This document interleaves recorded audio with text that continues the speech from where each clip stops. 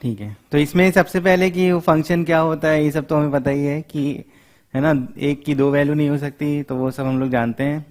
उसका फंक्शन में basic question होते हैं पहले डोमेन के।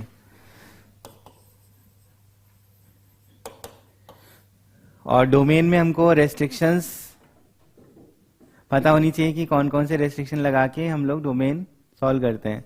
तो पता है हमें कि अंडर रूट के अंदर है तो ग्रेटर और इक्वल टू ज़ीरो, डिनोमिनेटर में है तो नॉट इक्वल टू ज़ीरो वाला चीज़ लगाना है। ठीक है, लॉग के अंदर ऐसा लिखा है तो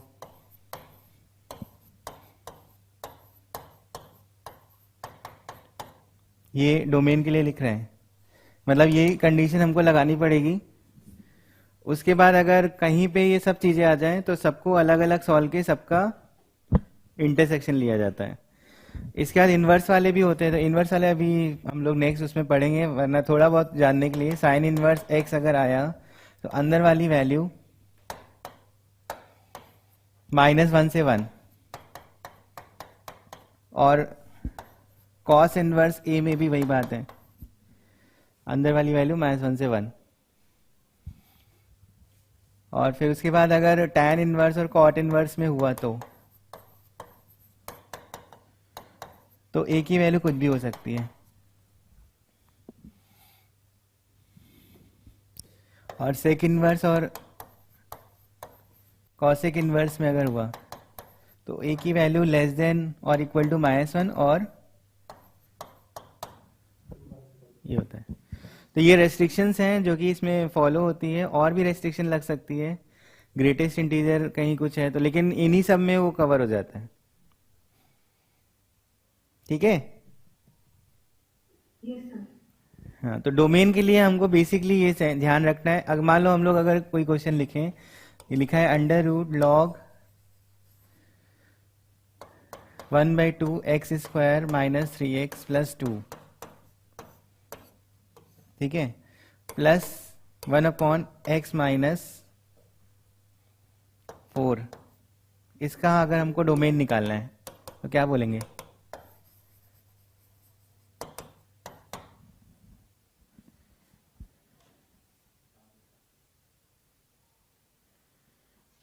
हाँ बताओ क्या बोलेंगे डोमेन इसका? हाँ सोचो। हाँ बेस, बेस अगर वैसा है तो फिर, हाँ तो बताओ क्या होगा फिर डोमेन?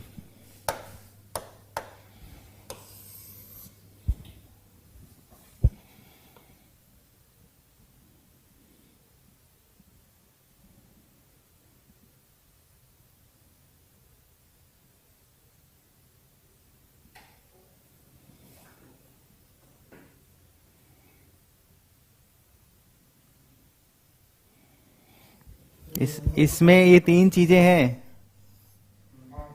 ठीक है, ये तीन चीजें हैं इसमें, और उसको सॉल्व करना है तो वही रूट के अंदर वाला नंबर पॉजिटिव होना चाहिए।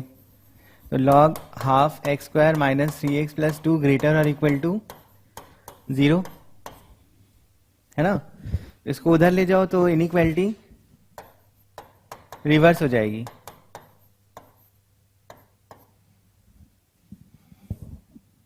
लेकिन ये ध्यान रखना होगा कि ये जो लॉग के अंदर था वो भी नंबर कैसा होना चाहिए, ये हमें देखना है। इस ये अगर सॉल्व करना है, और x -4 नॉट इक्वल टू 0, तो ये वाला वेवी कर्व से सॉल्व होता है। इसको इधर ले आओ और फिर सॉल्व करके देखो क्या आ रहा है। सर वो भी कर सकते हैं कि एक्स स्क्वायर माइनस थ्री कर लिया, और जैसे लॉग जेड जैसे मैं पहले करता था दोनों का वो ले लेगी जो तुम्हें आ रहा है। नहीं, वो लॉग z रेंज में बताते थे, z जो था वो रेंज के लिए था। अच्छा हाँ ओके सर।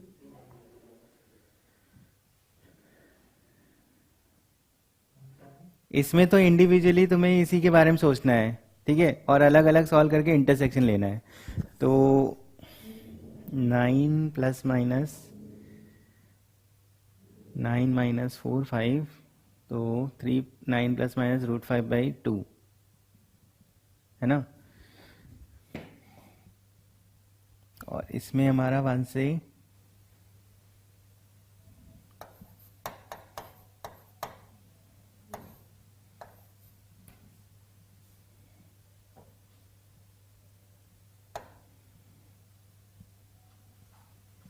नहीं 9 नहीं 3 3।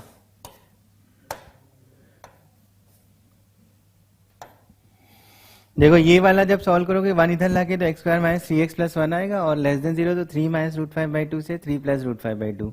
लेकिन अगर इधर से सॉल्व करोगे तो माइनस इन्फिनिटी से वन यूनियन टू से इन्फिनिटी ग्रेटर देन जीरो वाले के लिए। तो यहाँ से मतलब इसको तुम्हें यहाँ से यहाँ तक जाना है, यूनियन टू से लेके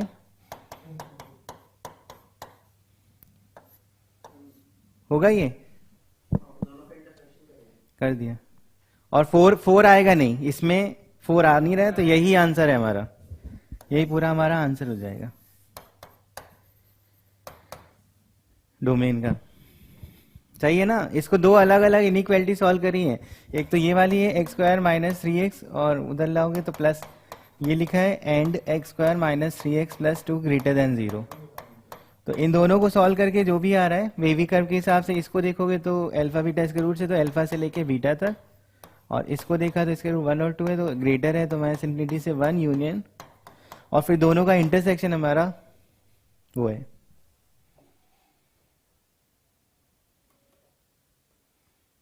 सही है ना? कहाँ पे फोर? फोर इसमें है ही नहीं, अगर फोर इसके अंदर होता तो फोर माइनस कर देते फिर।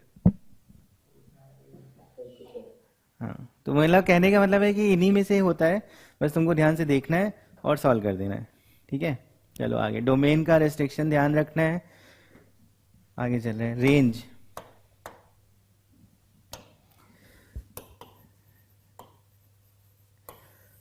रेंज में बाय लॉजिक सॉल्व करते हैं, जो फंक्शन में है बाय लॉजिक, और नहीं तो रेंज निकालने के लिए डिफरेंशिएशन का भी यूज होता है। मैक्सिमम मिनिमा चाहिए हमें, है ना?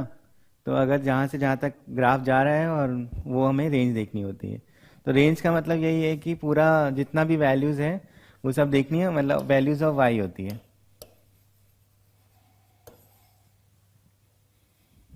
ठीक है, तो बायोलॉजिक में ये बोला गया था कि कभी अगर ऐसा कुछ लिखा है तो इसको तुम लिख लो एक्स को इन टर्म्स ऑफ वाई, ऐसे बदल लो।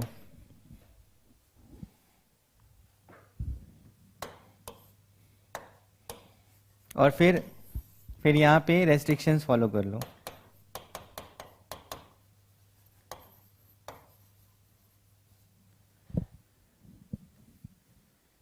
पहला तो यही था कि अगर तुम्हें ऐसा रेंज निकालना है तो इसको बस ऐसे चेंज करो और फिर उसको आंसर निकाल दो। ठीक है, तो ये जनरली क्या होता है कि उसमें काम में आता है, जब लीनियर हो और लीनियर अपॉन लीनियर हो तब वो काम में आएगा। नहीं तो क्वाड्रेटिक में, फिर अगर क्वाड्रेटिक में भी काम आ सकता है, पर क्वाड्रेटिक में हम लोग अलग अलग चीज़ें सीखते हैं। तो जैसे मान लो ये लिखा है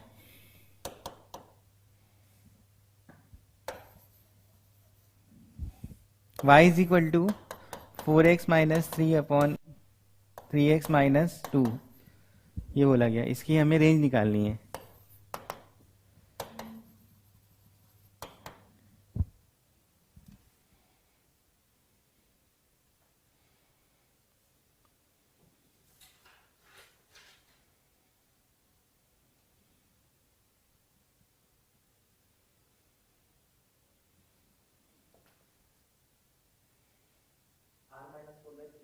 r minus four by three.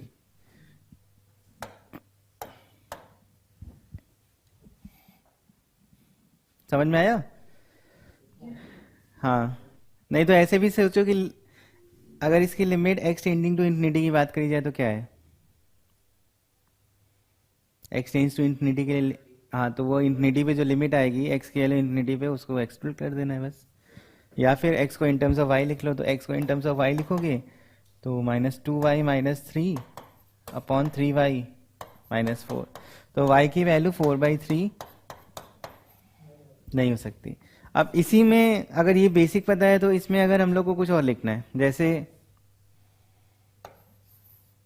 y is equal to लिखा है फोर एक्स स्क्वायर माइनस, अच्छा ये भी क्वाड्रेटिक में आ जाएंगे, अंडर रूट लिखा है, तो ये बताया जा सकता है ना अब डायरेक्ट क्या होगा। देखो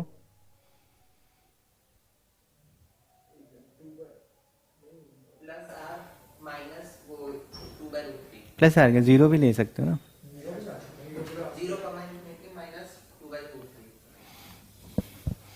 हाँ, तो इसमें अगर बात करो तो y बिलोंग्स टू क्या होगा, जीरो से इंफिनिटी और माइनस 2/√3 होगा। ये हमारा z हो गया। अब ये z है, जिस z को तुम ऊपर सॉल्व कर चुके हो, ये z है।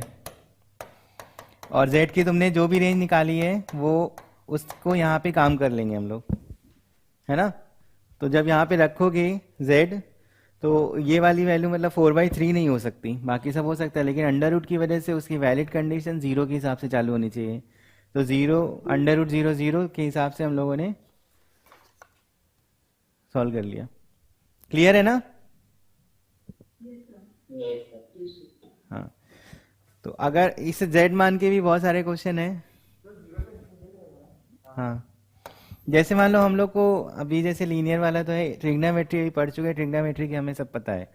तो y इज इक्वल टू लिखा हमने sine fraction part x cos fraction part x, ये लिखा।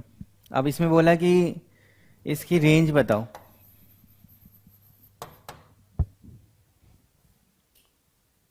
ये फ्रैक्शन पार्ट है, तो जहां पे भी x के अलावा कुछ दिख जाए तो उसको तुम z मान लो और उसका रेंज के हिसाब से सॉल्विंग करो। तो जैसे इसकी बात करोगे तो ये लिख दें हम लोग, ऐसे लिख दिया। अब वो z क्या है यहाँ पे, मेरा 0 से 1। तो एक तरीके से तुमको ये जो है ये हमें 0 से 1 के लिए इसकी रेंज बतानी है। तो क्या हो जाएगा, -√2 से √2 बोलेंगे, नहीं बोलेंगे ना, अभी तो z फिक्स हो गया ना, यहाँ से आता है। जब पूरा एक इंटरवल 2π का हो रहा होगा तभी तो -√2 से √2, लेकिन पूरा इंटरवल तो हो नहीं रहा है। तो जब पूरा इंटरवल नहीं हो रहा तो -√2 से √2 क्यों, है कि नहीं। तो इसको कन्वर्ट भी तो कर सकते हो, क्या लिखते हो। हाँ, 1/√2 से डिवाइड मल्टीप्लाई करने के बाद ये बन जाता है।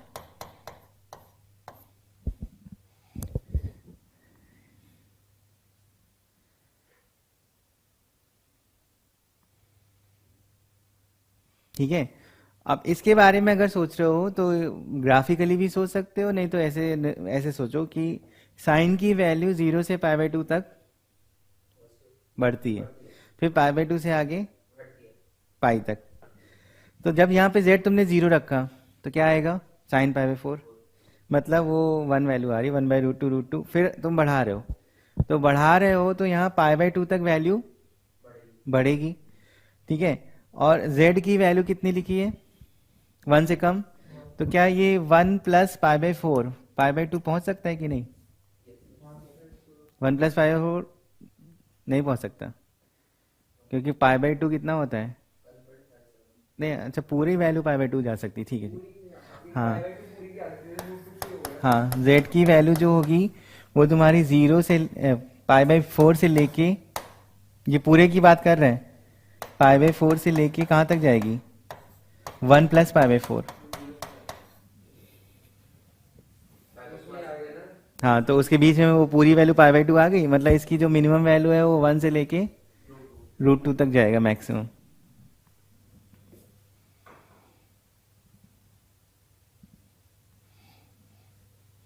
ऐसे समझो इसको,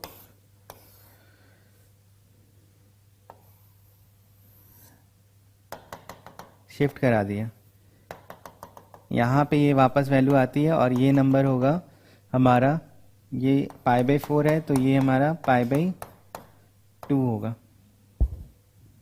ये 3π/4 है, ये साइन z प्लस π/4 इंटू √2 है, सही है। अब देखो π/2 तक नहीं जा पाएगा ये, मतलब ये π/4 तो ठीक है, z तो π/4 जा सकता है, पर z की वैल्यू 1 तक ही जा रही है, मतलब यहीं तक, ये z का है तो ये 1 तो यहीं पड़ जाएगा बीच में ही π/2 के पहले, तो उस पर जो वैल्यू आएगी वो इससे बड़ी है और इससे छोटी है, तो यानी मैक्सिमम ये और मिनिमम ये, तो इसका आंसर हो जाएगा y बिलोंग्स टू 1, √2 दोनों पे इंक्लूडेड। समझ में आया? Yes sir. हाँ, अगर ये लिखा है question y is equal to 2 sine fraction part x, क्या लिखेंगे आंसर?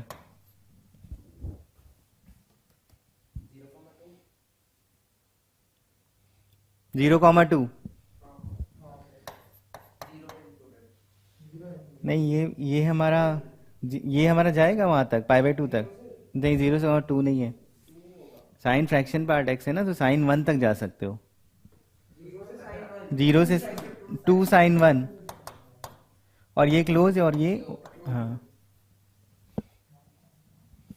समझ में आया? Yes sir. चलो ठीक, आगे चलते हैं। तो जैसे लीनियर का हम लोग सॉल्व कर लेते हैं, क्वाड्रेटिक में जाते हैं।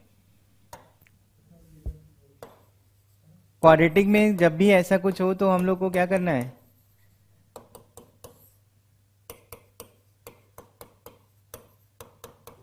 वाई के साथ रिलेशन आनी और फिर एडिशनल। हाँ, तो इसको इधर क्रॉस मल्टीप्लाई करके लिखना होता था, कर सकते हैं। लेकिन इसमें ये होता है कि कभी बीच में भी वैल्यू आ सकती है वो क्वाड्रेटिक की। ये लिखा है, तो इसका हमको करना होता है d ग्रेटर और इक्वल टू 0, और जो y इक्वल टू a/p है, क्वाड्रेटिक की वजह से उसको एक्सक्लूड करना होगा।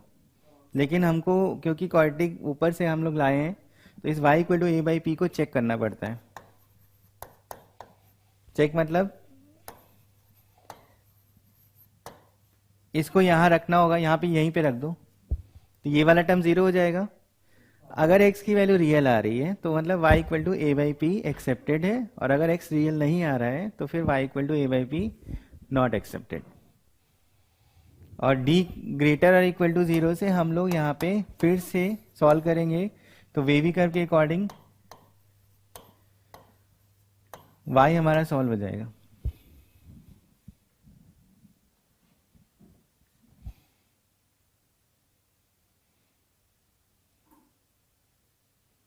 ठीक है, समझ में आया? तो बाकी रेंज में इन्वर्स के भी बहुत सारे होते हैं, जिसमें रेंज हम लोग को पता करनी होती है। इसमें तो क्वाड्रेटिक है, और अगर रूट वूट जो भी है तो वो z मान के हम लोग को करना है। बेसिक हमें रेंज पता होनी चाहिए, उसके बाद अगर z लेना पड़े तो z करके हम लोग सॉल्व कर सकते हैं। ठीक है, चलो आगे।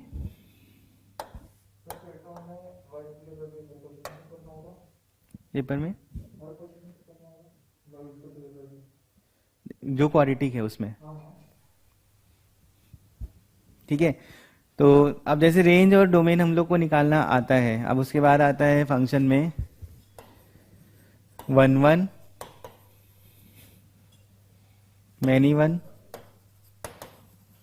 ऑन टू और इन टू।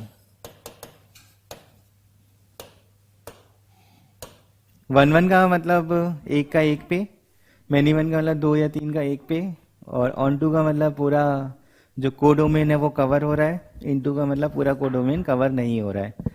ठीक है, तो इसका ये मतलब है कि इसको दो, अब 1 1 को हम लोग सॉल्व करते हैं दो तरीके से। x1 x2 लेट करके भी कर सकते हो, ठीक है, और हम लोग ये सॉल्व करते हैं fx1 is equal to fx2 for x1 not equal to x2। ये तरीका होता है जो हम लोग सॉल्व करते हैं कि अगर फंक्शन में x1 डाल दो x2 डाल दो, और x1 x2 में एक रिलेशन पता चल जाए इसके अलावा, ठीक है, इसके अलावा एक कोई रिलेशन पता चल जाए, और वो जो हमें डोमेन दिया जा रहा हो उसमें एग्जिस्ट करता हो, तो मतलब वो हमारा फंक्शन मैनी वन है। ठीक है, इसके अलावा हमें मिलना चाहिए, क्योंकि अगर ये x1 इक्वल टू x2 के लिए ही लिखा है, इसके अलावा मिलना चाहिए।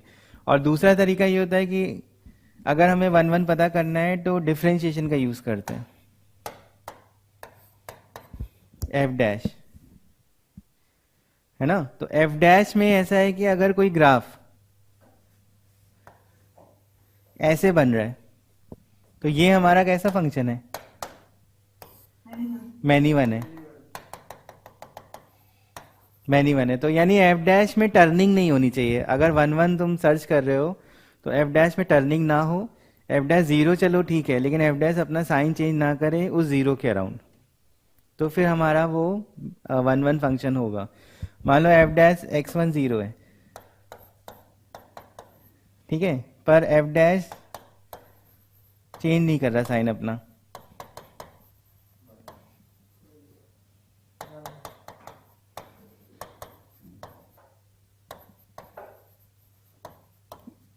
या फिर एफ डैश एक्स हमेशा ही जीरो है, ठीक है। तो अगर ये साइन चेंज नहीं कर रहा है, इसका मतलब एफ हमारा वन वन ही होगा, क्योंकि टर्निंग आई नहीं है। तो टर्निंग नहीं आई है तो फिर उसका मतलब ग्राफ हमारा ऐसे ही बन रहा होगा, ऊपर या नीचे। हो सकता है ब्रेक, अब ये भी देखना कि हो सकता है ब्रेक भी हो। कभी कभी ऐसा मिलेगा कि मान लो ऐसा तुमने बनाया, ये इन्फिनिटी तक जा रहा है, फिर तुमने ऐसा बनाया, ये इन्फिनिटी तक जा रहा है, ये तुम्हारा वन वन फंक्शन नहीं है, नहीं है। लेकिन इसमें डेरिवेटिव की बात करोगे तो ऑलवेज पॉजिटिव आएगा, या जीरो भी अगर है तो इन्फिनिटी तक जा रहा है, तो एफ डैश पॉजिटिव है। तो अगर मान लो कभी ऐसा फंक्शन हो जो बीच में ब्रेक होके इनफाइनाइट जा रहा है, तो तुम इंडिविजुअली बता सकते हो उसके जहाँ पे इनफाइनाइट जा रहा है वहाँ पे वन वन है, उसके अराउंड इधर होगा तो तुम्हें चेक करना पड़ेगा। तो उसमें क्या होता है, एक्स वन एक्स टू ज़्यादा फेवरेबल माना जाता है कि उससे करो, अगर कोई फंक्शन की वैल्यू बीच में कहीं इनफाइनाइट जा रही है। लेकिन फिर भी इसको जरूर चेक करो, हो सकता है कि इनफाइनाइट तो जाए लेकिन ऐसे जाए, तो जब बीच में तुम्हें मिल गया तो इसका मतलब मैनी वन हुआ। तो कहने वाला है एफ डैश को प्रायोरिटी रखो, बहुत वैसा फंक्शन आए तो फिर एफ डैश में मत जाओ, फिर एक्स वन एक्स टू हो सकता है क्लियर हो रहा हो। तो दोनों ही तरीके हैं, ये वाला प्रेफरेबल है एग्जाम के लिए, पर ये भी देखा जा सकता है अगर इसमें तुम्हें समझ नहीं आ रहा है तो। ठीक है, क्लियर है। तो ये दोनों दोनों चीजें हो गई इसमें, कि अगर वन वन नहीं है तो मैनी वन होगा। Yes sir. ठीक, ऑन टू इनटू में ये जो कोडोमेन होता है F is such that A to B, तो ये कोडोमेन होता है। कोडोमेन बस ऑन रेंज के इक्वल आ जाए, रेंज हम लोग निकालना जान ही रहे हैं, कोडोमेन और रेंज अगर सेम आ जाए तो फिर ऑन टू, और अगर कोडोमेन रेंज की सेम नहीं है तो फिर बड़ा ही होगा into.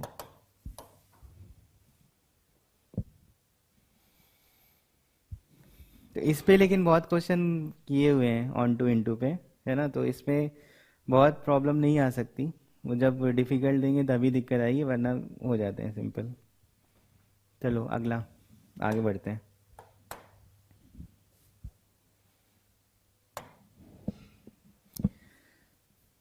Even odd function type, मतलब अलग अलग टाइप के और भी फंक्शन होते हैं। इवन ऑड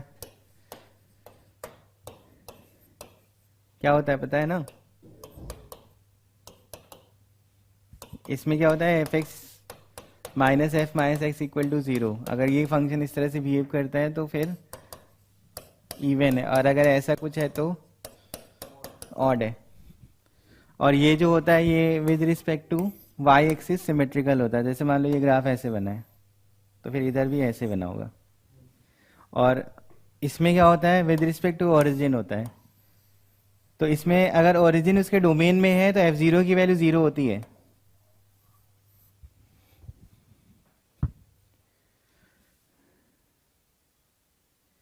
ये वाई एक्सिस के रिस्पेक्ट में सिमेट्री है, इसमें ओरिजिन के रिस्पेक्ट में, तो उधर ऐसे दिख रहा है तो इधर ये इस तरह से दिखेगा।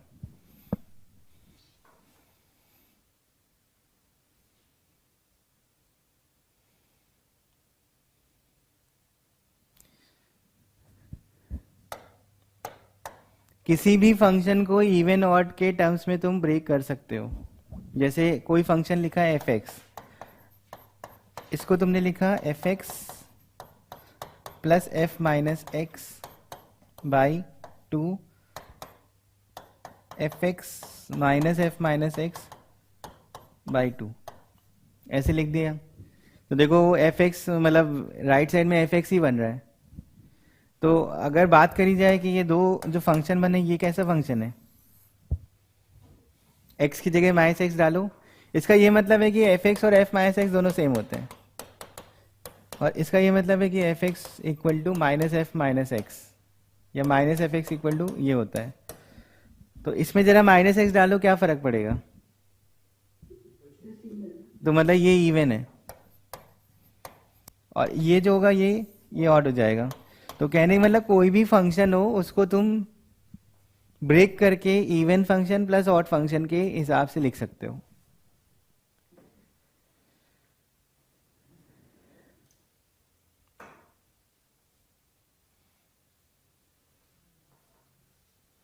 ठीक है,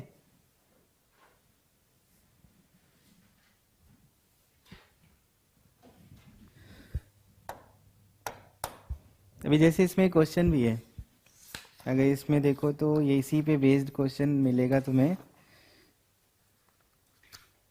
हालांकि वो ऐसे भी हो जाएगा, याद नहीं होगा, लेकिन फिर भी अगर देखो तो 20 क्वेश्चन 20, एक सेकेंड को भेजता हूँ मैं।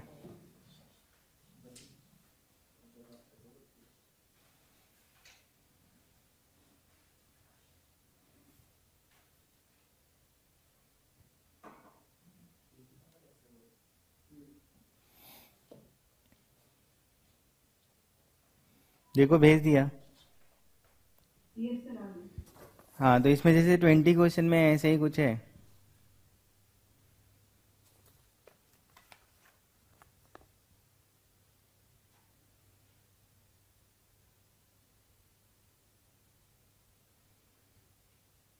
ना। देखो उसमें f1x क्या लिख सकते हैं, इवन फंक्शन है, तो इसका मतलब a की पावर x प्लस a की power minus x by two है। और f2x की बात करो तो वो क्या है, a की पावर x माइनस a की power minus x by two. और उसके बाद जो चीज़ पूछी जा रही और ये देखो मेंस में आया हुआ है 19 में। तो कहने मतलब है कि थ्योरी पार्ट है तो वो पता है तो भी ठीक है, और नहीं पता है तो माइनस करके तुम्हें रख के देखना पड़ेगा कि तुम पता कर पाओ। तो जैसे लिख लेते हैं 20 क्वेश्चन, देखना अगर मान लो नहीं पता तो एफ एक्स कितना है, ए की पावर एक्स है, और एफ वन एफ एक्स की वैल्यू लिखी है f1x प्लस f2x। जैसे अभी के हिसाब से हमें ये पता है कि f1x हमारा a की पावर x प्लस a की power minus x by two है, और f2x हमारा a की पावर x माइनस a की power minus x by two है। देखो इवन ऑड है दोनों, ये ऊपर वाला इवन है, नीचे वाला ऑड है। पर नहीं पता है तो इसमें एक बार तुम्हें x को माइनस एक्स डालना पड़ेगा। ये हमको इवन लिखा हुआ है, गिवन है, और ये ऑड लिखा है, तो एक बार x को माइनस एक्स डालोगे तो f minus x equal to कितना आ जाएगा,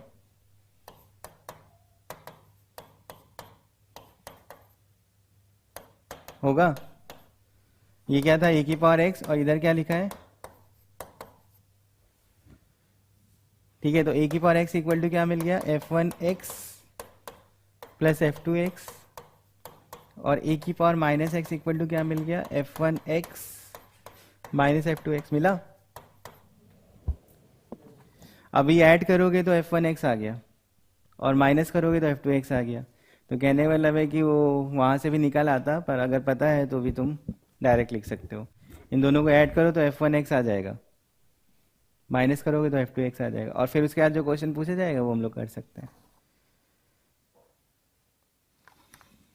ठीक है, समझ में आया। चलो अब पहले डोमेन वाले क्वेश्चन हम लोग कर लेते हैं, फिर उसके बाद इन्वर्स इन्वर्स वाले में आते हैं।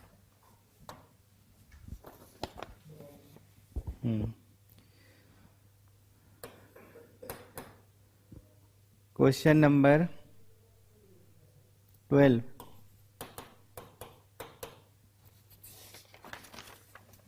ठीक है, डोमेन वाले हैं इसमें।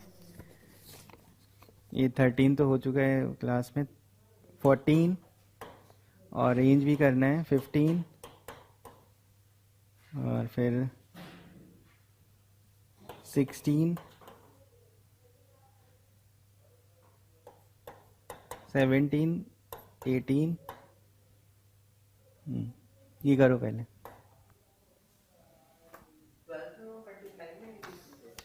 नहीं, वो अलग से लिखा है, a प्लस बी प्लस सी की वैल्यू बतानी है। ट्वेल्थ में ना वो फंक्शन अलग लिखा है, और ए प्लस बी प्लस सी की वैल्यू बतानी है, वो मल्टीप्लाई में नहीं है। हाँ, कॉमा लगा है बीच में, तो ए प्लस बी प्लस सी की वैल्यू क्या है वो बताना है। और ग्रेटेस्ट इंटीजर लिखा है तो ध्यान, मॉड के अंदर ग्रेटेस्ट इंटीजर है, तो देखो ध्यान से कि क्या हो सकता है आंसर।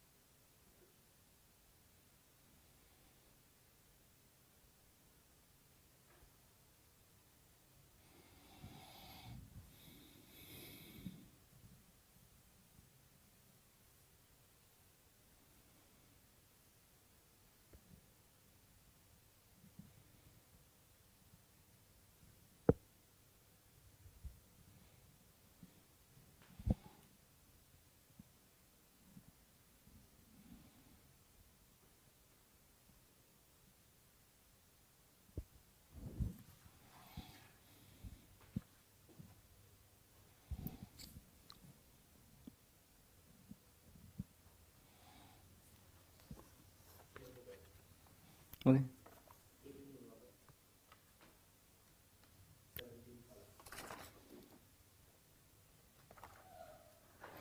17 में मान लो ना a into x minus alpha into x minus 3 है ना, और फिर एक बार f-1 और f2 की वैल्यू दोनों में आपस में वैल्यू सेम है, मतलब नेगेटिव, उसके हिसाब से लिखो, आ जाएगा अल्फा आ जाएगा तुम्हारा।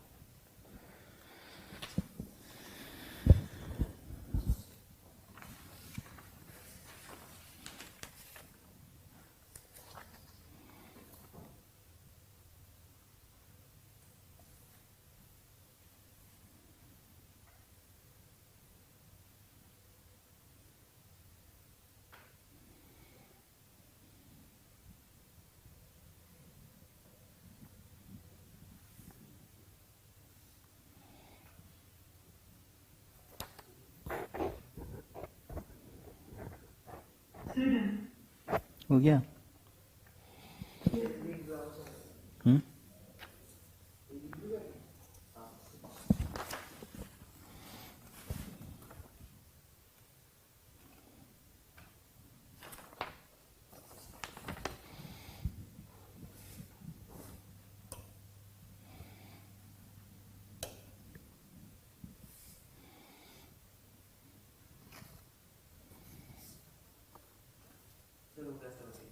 हो गया ना। चलो 12th वाले में अंडर रूट है, तो अंडर रूट के अंदर वाला नंबर पॉजिटिव देखना है।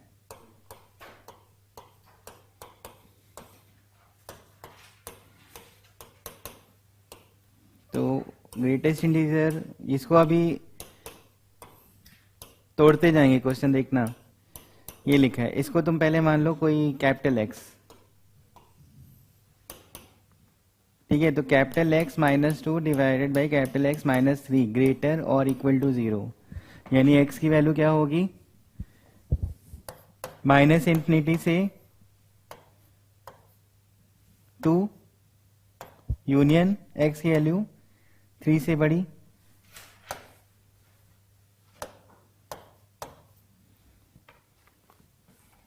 है ना।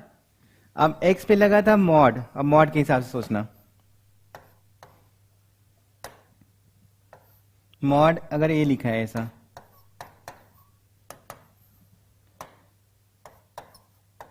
अभी ए में ग्रेटेस्ट इंटीजर है तो आखिरी में ब्रेक करके हम लोग डाल देंगे। अभी अगर क्योंकि एक्स पे मॉड था ना, अंदर वाले को ए माना मैंने, तो मॉड ए। अब मॉड ए की वैल्यू माइनस से तो बड़ी होगी, 2 से छोटा जाना है, तो मॉड ए की वैल्यू क्या हो जाएगी, 2 से लेके 0 तक। और इधर क्या लिखोगे, ए की वैल्यू 3 से बड़ी, या फिर ए की वैल्यू ऐसे, और इधर क्या लिख दोगे, ए की वैल्यू -2 से। अब लिखना है ग्रेटेस्ट इंटीजर, क्योंकि आखिरी स्टेप यही बचा।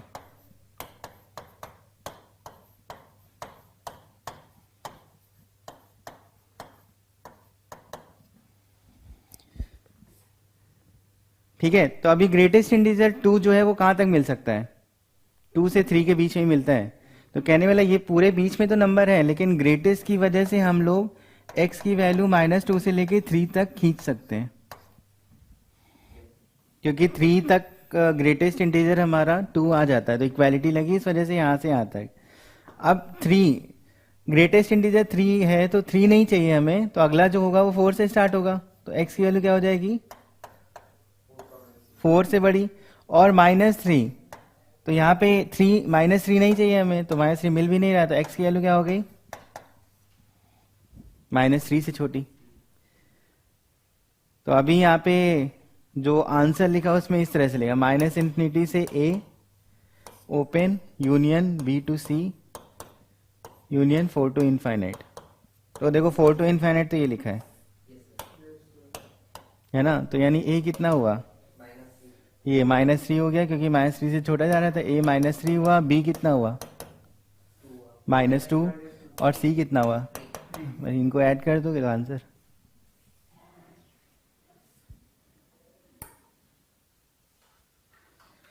ठीक समझ में आया?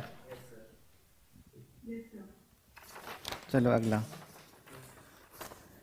14 में सीधे डोमेन बताना है, तो 14, हाँ 14 बहुत सिंपल है, 4 माइनस एक्स स्क्वायर लिखा है और इसमें कुछ नहीं लगा है, रेस्ट्रिक्शन है ना, इसमें कोई रेस्ट्रिक्शन नहीं है, तो एक्स की वैल्यू हमारी 2 और -2 नहीं हो सकती। और इधर क्या है, एक्स स्क्वायर माइनस एक्स को 0 से बड़ा होना पड़ेगा। हाँ अच्छा, एक्स क्यू माइनस एक्स है, तो एक्स क्यू माइनस एक्स को 0 से बड़ा, तो इसके फैक्टर हो जाएंगे x, x minus 1, x plus 1। तो वेवी कर्व के हिसाब से सॉल्विंग कर देंगे और उसमें हम लोग हटा देंगे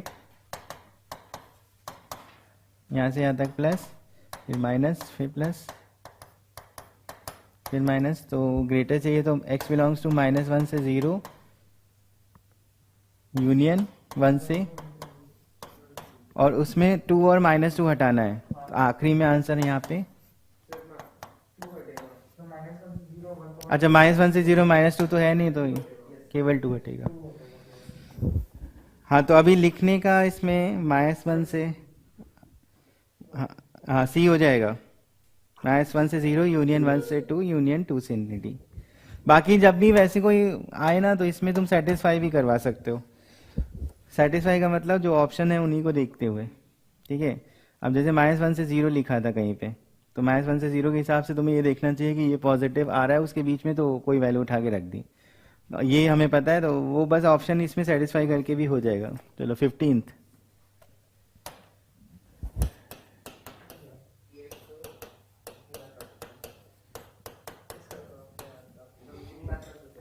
हाँ मतलब वैसे क्या है, ये AMGM से भी हो जाता है, और अगर मान लो तुमको भी क्वाड्रेटिक वाला समझ में आता है तो क्वाड्रेटिक के हिसाब से भी लिख सकते हो, है ना। इसको इधर लिया है x square y plus y और माइनस एक्स, तो x square minus x square y minus x plus y, ठीक है। अब इसका डी, तो 1 माइनस 4 वाई स्क्वायर ग्रेटर और इक्वल टू 0, तो यहाँ से आ जाएगा वाई स्क्वायर माइनस 1/4 लेस और इक्वल टू 0, तो वाई की वैल्यू आ गई -1/2 से लेके हाफ तक। अब देखो यहाँ पे एक y इक्वल टू 0 को हमें एक बार चेक करना चाहिए, तो y इक्वल टू 0 हमने चेक किया क्योंकि x का कोफिशिएंट था, यहाँ रख दिया हमने, तो क्या हो जाएगा 0 माइनस एक्स प्लस, तो इससे x रियल आ रहा है हमारा, यानी x इक्वल टू 0 पे y इक्वल टू 0 आ सकता है, तो हमारी जो रेंज है वो पूरी -1/2 से हाफ, ठीक है। और अगर मान लो ऐसे देखना था तो इसको तुम ऐसे ये लिख सकते हो, तो 2 से ज़्यादा तो 1/2 से कम, ठीक है, और -2 से इधर तो -1/2 से 0 के बीच। अब 0 यहाँ पे इसके हिसाब से सोचना था कि ऊपर x था, इस वजह से 0 भी आ सकता है, ठीक है। चलो हो गया 15th। 16th बहुत सिंपल है, बस फैक्टराइज करना है। हाँ वो ग्रेटेस्ट इंटीजर है, तो वो 2 तुम्हारा बाहर आ सकता है।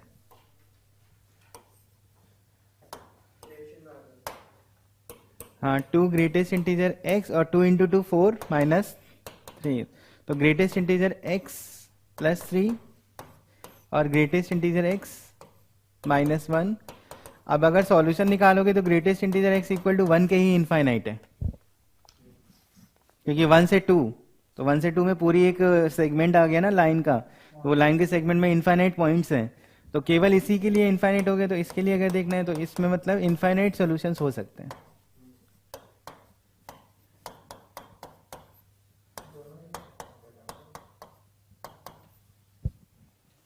मतलब कहने एक ही से हो गया। चलो 17th,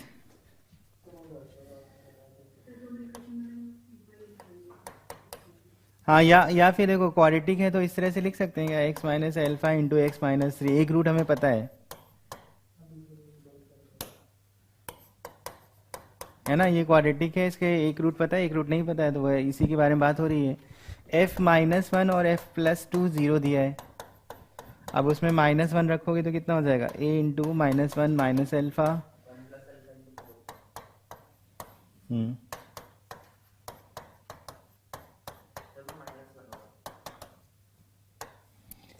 हाँ तो 4a कॉमन कर लो, 4 और 1 प्लस एल्फा, तो 4 प्लस 4 एल्फा, और इधर क्या हो जाएगा 2 माइनस एल्फा -1, तो -2 प्लस एल्फा, ठीक है। तो आंसर हो गया इसका। फिर ये तो 0 होगा नहीं, क्वाड्रेटिक का a है तो 0 क्यों होगा, अल्फा की वैल्यू आ गई माइनस, तो -2/5 कहाँ पड़ेगा वो देखना है। हाँ तो ए ऑप्शन हो गया इसका। ठीक है,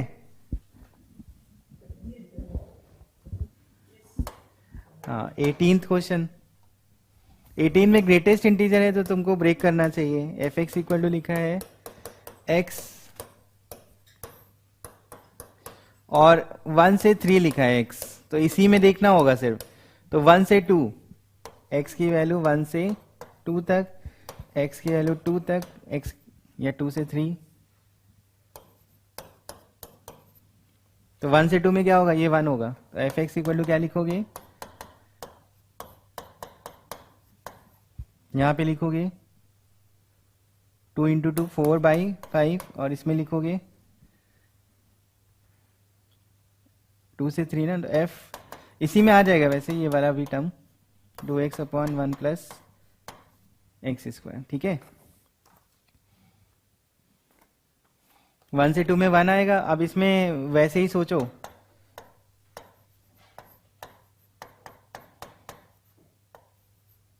ये लिखा है अगर x की वैल्यू जैसे यहाँ पे 1 रखते हो, ये x plus 1/x am gm से हमारा 2 या 2 से बड़ा होता है अगर x पॉजिटिव साइड में जा रहे हो तो।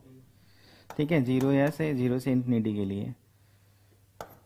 लेकिन हमारा x यहाँ कहाँ है, 1 से 2 है, तो x इक्वल टू 1 पे वैल्यू कितनी है इसकी, 2 आएगी, है ना। और 1 से तुम आगे जा रहे हो यानी इसका मतलब 1/2 से छोटा हो जाएगा ये। और कहाँ तक जाना है, 2 तक जाना है, तो यहाँ पे 2 उधर जा रहे हो तो इधर 2 रखो, कितना आएगा 2/5। इसका मतलब इसके हिसाब से 1/2 से लेके 2/5 से लेके 2/5 से लेके 1/2 हो गया इधर का, है ना। 2 तक जा रहे हो, 1 से 2 तक जा रहे हो। फिर इधर देखो तो 2 रखने में तो 4/5 आ गया था, 3 रखने पे कितना आ जाएगा 4/5। हाँ तो बस आंसर तो मिल गया, है ना, बी ऑप्शन हो जाएगा। बाकी तुम रख के देखना चाहते हो तो फिर यहाँ पे भी रख के देख लो, 2 इंटू 3 आखिरी वाला पॉइंट डिवाइडेड बाई 1 प्लस 10, है ना, 1 हाँ तो 6/10 तुम्हारा 3/5 हो जाएगा, तो आंसर तुम्हें 18 का बी मिल गया। ठीक है, ठीक है, 3/5 से 4/5। चलो अब आगे चलते हैं।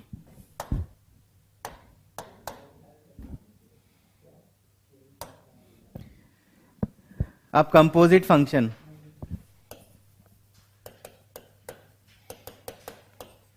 कंपोजिट फंक्शन मतलब एफ जी एक्स जी एफ एक्स, है ना, इस तरह से, या 3 भी हो सकते हैं, एफ एफ एफ एक्स। ठीक है, और दिखाते हैं इस तरह से हैं, क्योंकि अगर ऐसे लिख दिया या जी ओ एफ एक्स ऐसे करके भी लिख सकते हैं। कभी मान लो ऐसा कुछ लिखा है एफ, इसका क्या मतलब है, हाँ तो कहने मतलब है उस ओ को इससे मत रिलेट करना, ये तुम्हारा एफ एक्स इंटू जी एक्स है।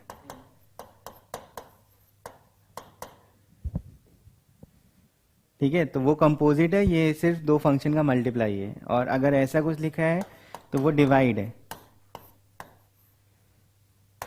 F x by G x है। अगर इस तरह से लिखा है एफ प्लस जी तो दोनों का ऐड है,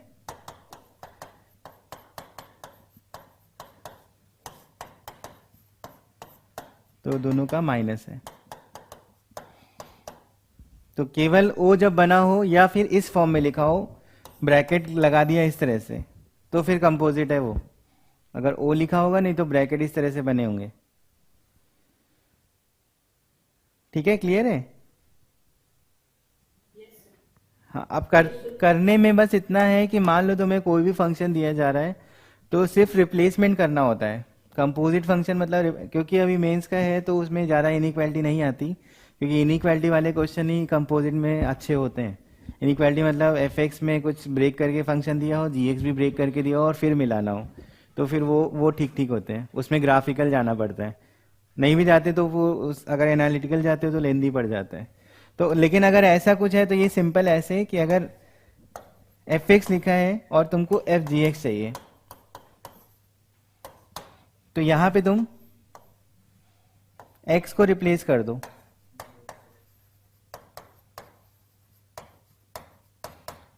ठीक है। अब लेकिन यहाँ जहां जहां पे तुम एक्स मतलब ये यहाँ पे लिया है, तो इसका मतलब राइट साइड में जहां जहां एक्स होगा सब जगह तुम्हें एक्स को रिप्लेस करना पड़ेगा जी एक्स से। तो वो कंपोजिट हमारा मिल जाएगा। फिर अगर 2 बार करना है तो 2 बार भी मिल सकता है ना। ठीक। जैसे मान लो एफ एक्स इक्वल टू लिखा है x square plus 3x plus 2, और जी एक्स इक्वल टू लिखा है एक्स क्यू। तो एफ ऑफ जी एक्स क्या होगा? हाँ, तो f of g x x की power 6 plus 3x cube plus 2 हो जाएगा। और जी ऑफ एफ एक्स क्या होगा? X square plus 3x plus 2 का। हाँ, समझ में आया? Yes sir.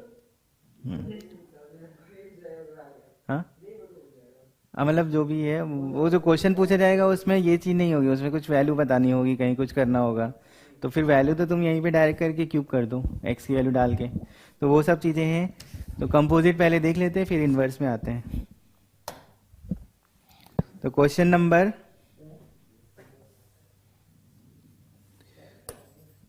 6।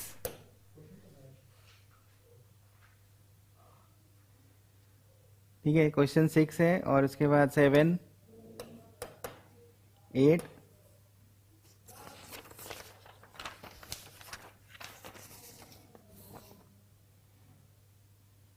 19, ये करो।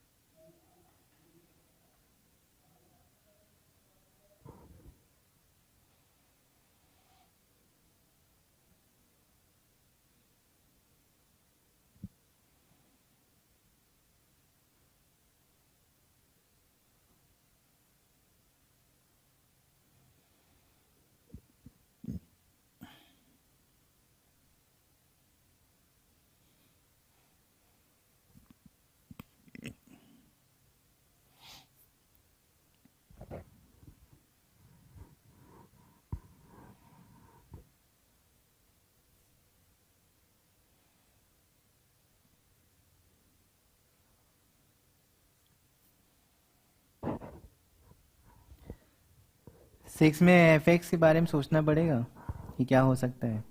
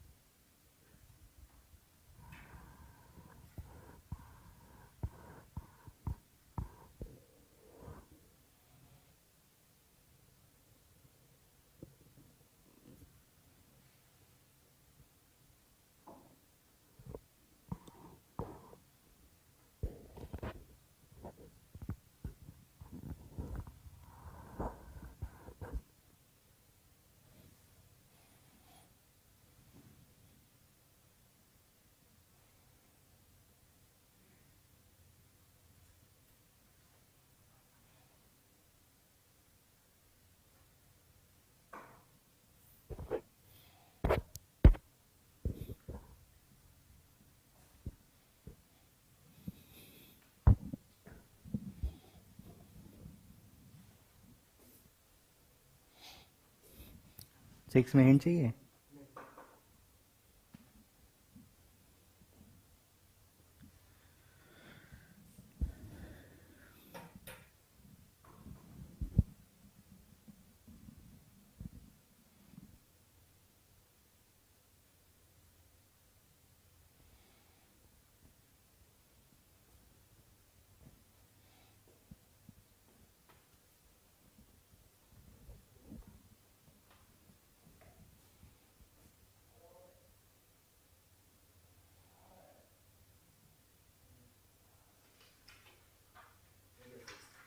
हो गया।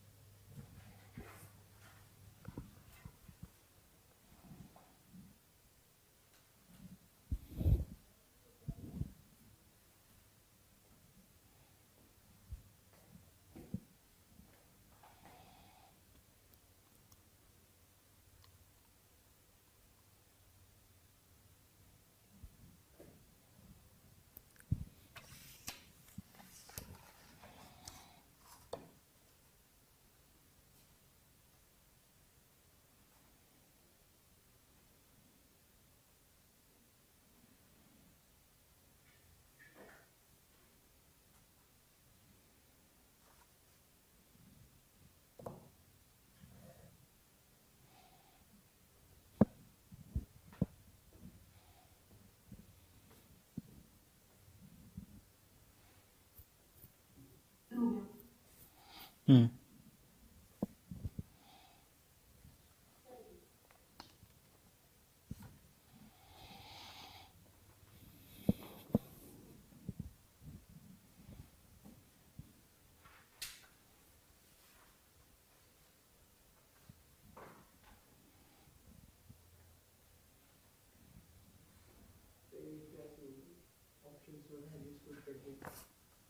एट्थ में, अच्छा हाँ सही है,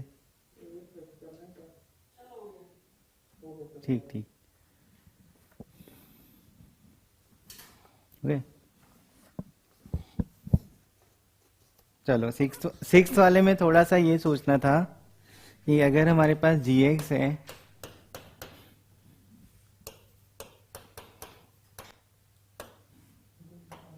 और g of F x 4x² minus 10x plus 5 है, मतलब g ऑफ एफ एक्स, ठीक है। तो कहने का मतलब है कि तुमने जब वहां पे रखा, यहाँ पे, तो ये एफ एक्स का square plus F x minus 1 बनेगा। अब देखो एफ एक्स भी पॉलिनोमियल ही होना चाहिए, तभी तुम पॉलिनोमियल का फॉर्म बना पाओगे। और प्लस अगर पॉलिनोमियल है हमारा तो किस डिग्री की पॉलिनोमियल होनी चाहिए ताकि हमें वापस स्क्वायर ही मिले, लीनियर होना चाहिए। तो ये हमको बस पहचाना था, बाकी फिर सिंपल हो गया क्वेश्चन। ए एक्स प्लस बी टाइप का होना चाहिए, तभी तुम्हारा स्क्वायर बनेगा, नहीं और कोई पॉलिनोमियल लोगे तो वो पावर ज्यादा हो जाएगी। तो ये a square x square plus 2b² plus 2ax_b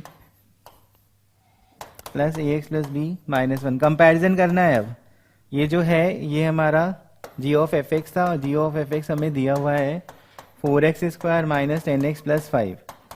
तो x का x स्क्वायर कोफिशिएंट कितना है, 4 है, यानी a स्क्वायर की वैल्यू क्या होगी, 4 होगी, या तो +2 या -2। अभी देखते हैं क्या होगा। और x ये कांस्टेंट हम देखो कितना है, b² प्लस b माइनस 1 है, और x का कोफिशिएंट कितना है, ab plus a is equal to -10, ठीक है। तो a कॉमन करके b plus 1 is equal to आ रहा है -10, ठीक है। यहां से देखो तो b² प्लस b माइनस 6, मतलब b की वैल्यू क्या हो गई, -3 इक्वल टू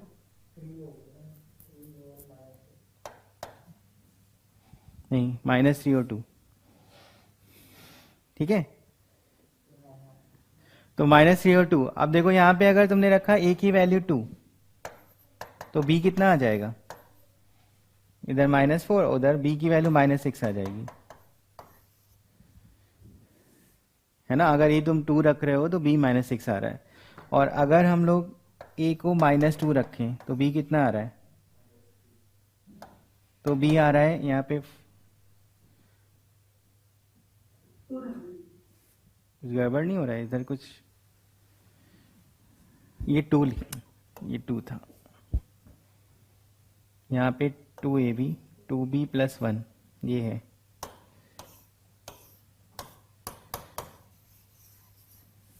ठीक है।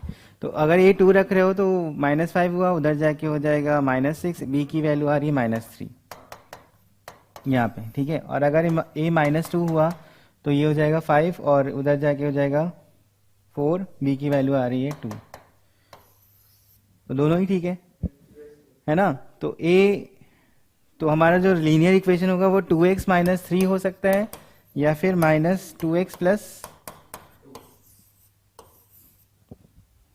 अब उसमें आंसर रख के देख लो, देन f 5/4, जो आंसर मैच कर जाएगा वो वाला लीनियर वाला हो रहा होगा, ठीक है। तो 5/4 अगर पहले में रख रहे हो तो कितना हो रहा है, 5/2 -3 6 -1/2, हाँ। तो यानी से 6 से, नहीं पहला वाला आ रहा है ना, हाँ -1/2 आ रहा है, हाँ। तो मतलब सेकंड ऑप्शन ना, हाँ ठीक है। और अगर इसमें रख रहे हो तो हाँ सेम ही आ रहा है, ठीक है, दोनों हो सकते हैं, ठीक है। तो -1/2 आंसर हो जाएगा f 5/4।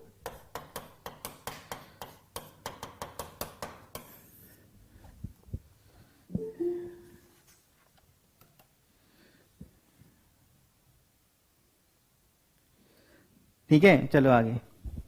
तो 6 हो गया। 7th में हाँ वो बस वैल्यू डाल के ये था HFGX, और x की वैल्यू तुम्हें पता है कितने है, π/3। तो gx क्या हो जाएगा, gx में π/3 रख दो तो ये tan π/3 है, tan π/3 मतलब √3, तो यहाँ पे हो जाएगा HF√3। फिर fx की वैल्यू है 1 रूट एक्स, तो ये एक और यहाँ पे बन जाएगा 3 की पावर 1/4, और फिर उसके बाद 1 माइनस एक्स स्क्वायर, तो 1 माइनस √3 डिवाइडेड बाई 1 प्लस √3। ये है हमारा 5 π/, इतना रहा है 3। और ये बस यहाँ पे वैल्यू याद करने वाली बात थी कि अगर हमें पता है तो फिर निकाल सकते हैं। अब ये वो नहीं तो ऑप्शन के हिसाब से निकालना है। तो ये अगर देखो तो √3 माइनस 1,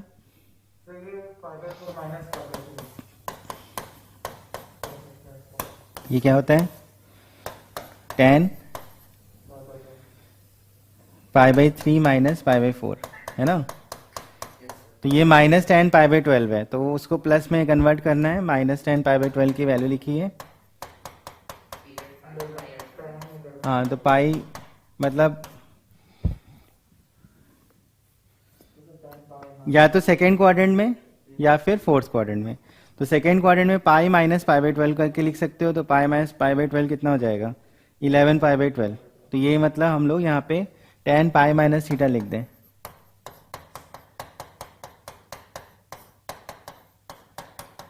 तो आंसर आ गया फिर, ठीक है।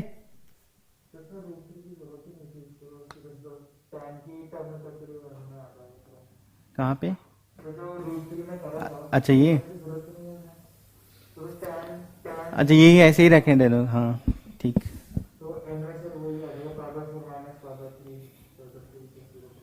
क्योंकि बाद में वापस वही रखना ही है, तो उसको मत रखो तो सही, ठीक है। चलो अगला, अगला 8 में जैसे बोला वैल्यू डाल के कर लो, वो ज़्यादा अच्छा है ना, पूरा सॉल्व करने के बजाय वैल्यू डाल के करो।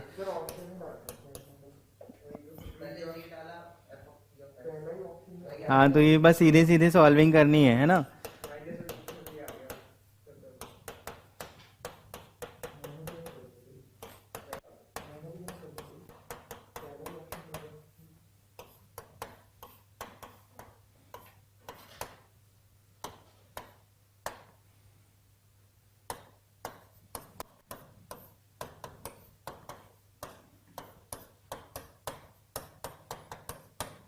ये निकालना है। तो x इक्वल टू,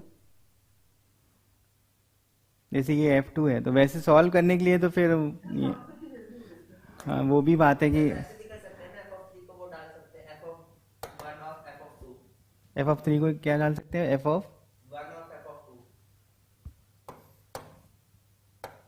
ये, अच्छा ये सॉल्व करने पे पता चला ना। हाँ ये अगर डालोगे तो यहाँ पे 1/, हाँ सही है, ठीक है। तो ये f(1) ये लिखा है, तो लेकिन उसने यहाँ पे फिर क्या है, उसका फर्क आ रहा है। वही तो, ये 1 माइनस जे f1x लिखा है, और उसके बाद f1 की वैल्यू है 1 माइनस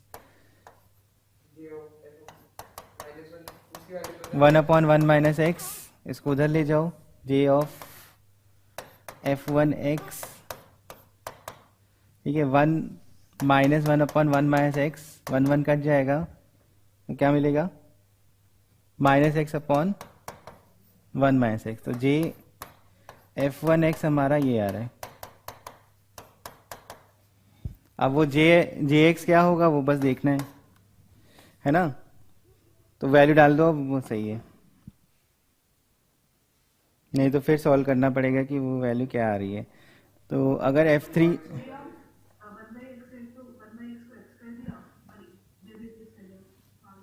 ये ना,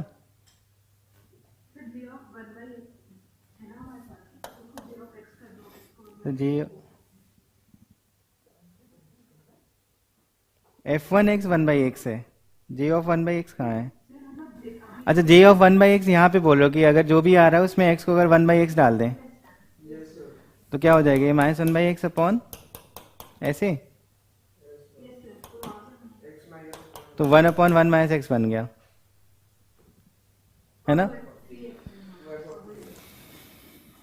वैसे भी कर सकते हैं हम 3 को f(1) और f(2) लिख दिया और वहाँ f(2) और f(1) लिखा है तो j डायरेक्टली f(3) हो गया। हाँ, बाकी ऑप्शन के हिसाब से भी जा सकते हो। तो ये हो गया ना, फिर हो गया ना। चलो नेक्स्ट, अगला 19 में सिंपल है, वो बस डालना है और ऊपर 1 - x का होल स्क्वायर, नीचे 1 + x का होल स्क्वायर, उसमें 2 कॉमन आ जाएगा तो 2f(x) बन जाएगा। चलो ठीक हो गया। अब इनवर्स,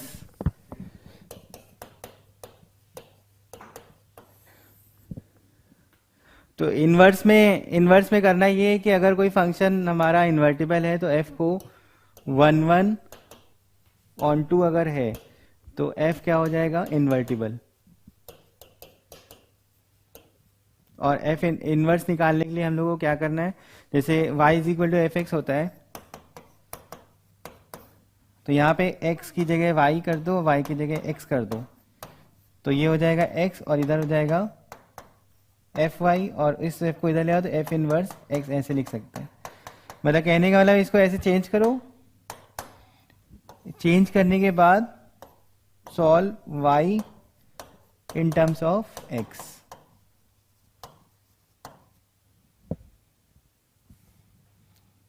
ठीक है, अगर 1 ऑन टू होगा तभी इन्वर्टिबल बोलेंगे,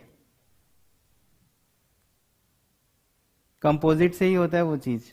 ठीक है, तो 1 ऑन टू हमारा होना चाहिए। अगर ऑप्शन में, चारों ऑप्शन में इनवर्स फंक्शन दिया है, इसका मतलब 1 ऑन टू होगा। अगर एक ऑप्शन नन ऑफ दीज है तो तुमको फंक्शन के बारे में चेक करना चाहिए कि वो 1 ऑन टू उस डोमेन में है कि नहीं, क्योंकि कोई फंक्शन अगर मान लो ऐसा करके, तो ये हमारा इन्वर्टिबल यहां से लेके यहां तक नहीं है, लेकिन अगर इसको काट दें, मान लो यहां से यहां तक काट दें, तो ये इन्वर्टिबल है।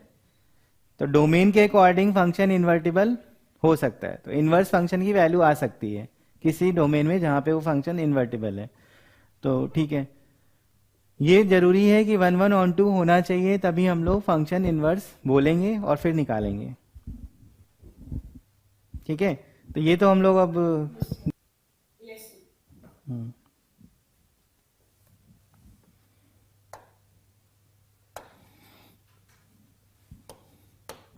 फर्स्ट में ये लिखा है, तो इसके बारे में सोचना होगा हमें। ठीक है, इसके ये हमें मतलब एग्जिस्ट करेगा, इसके लिए इसको देखना है। ठीक है, तो क्या हो जाएगा ये?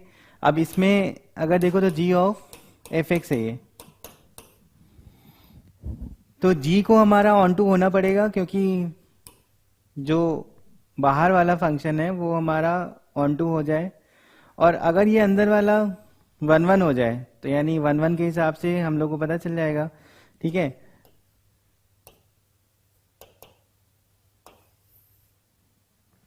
तो फिर इनवर्स एग्जिस्ट हो सकता है।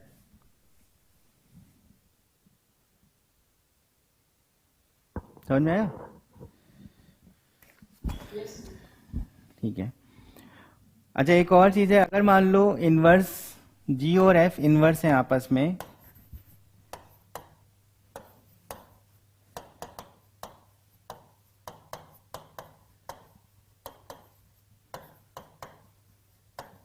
तो g of fx is equal to x लिख सकते हैं। ये बहुत इंपॉर्टेंट वो रिजल्ट है इनवर्स के लिए, g of fx equal to x।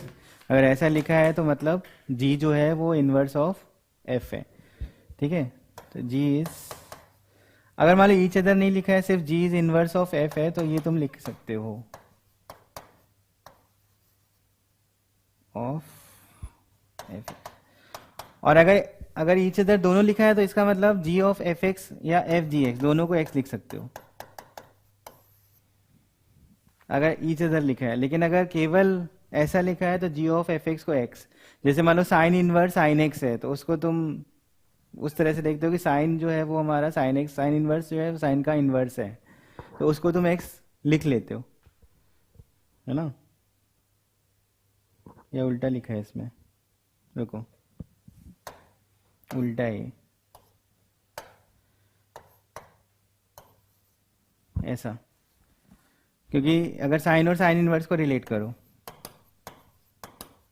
तो तुम sine of sine inverse x को डायरेक्ट क्या लिखते हो, एक्स, लेकिन sine inverse of sine x हमेशा एक्स नहीं लिखते हो ना, तो अंदर वाला बाहर वाले का इनवर्स है, तब तुम डायरेक्ट लिख सकते हो।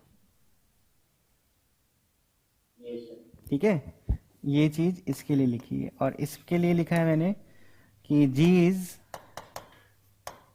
Inverse of f।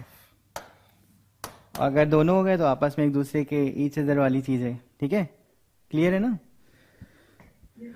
ठीक, चलो अगला, तो फर्स्ट सेकंड में इनवर्स निकाल के y इज इक्वल टू क्या लिखा है, x minus two divided by x minus three. अगर चेंज करोगे x और y minus two divided by y minus three तो y आ जाएगा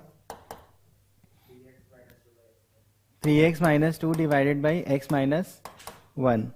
और दूसरा लिखा है y equal to 2x minus three, तो इसमें x equal to 2y minus three, तो y आ जाएगा x plus three by two. ये इन्वर्स है दोनों, और उसके बाद दोनों का सम लिखा हुआ है 3x minus two divided by x minus one plus x plus three divided by two is equal to 13 by to.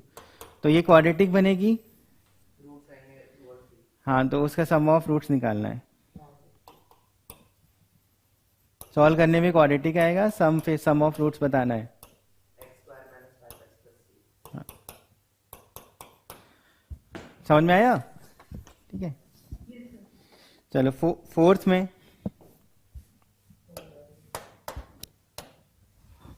में पहले तुमको एक चीज दी गई है, फोर्थ में ये दिखा हुआ है, इसका क्या मतलब है अभी बताया था, इनवर्स है। तो y इज इक्वल टू, एक हमारा y इक्वल टू लिखा है a minus x upon A plus x, फिर इधर से चेंज करो इसको और फिर उधर ले जाओ, तो y फिर से सॉल्व करो तो क्या मिलेगा, a minus A x upon x plus one. तो ये दोनों आपस में क्या है, सेम है, मतलब सेम फंक्शन है। तो a हम लोग बता सकते हैं, देखो दिख रहा होगा, a हमें 1 दिख रहा है, a1 पता चल गया। अब a1 पता चल गया तो एफ एक्स हमारे पास था 1 minus x upon 1 plus x, तो f ऑफ माइनस एफ पता करना है।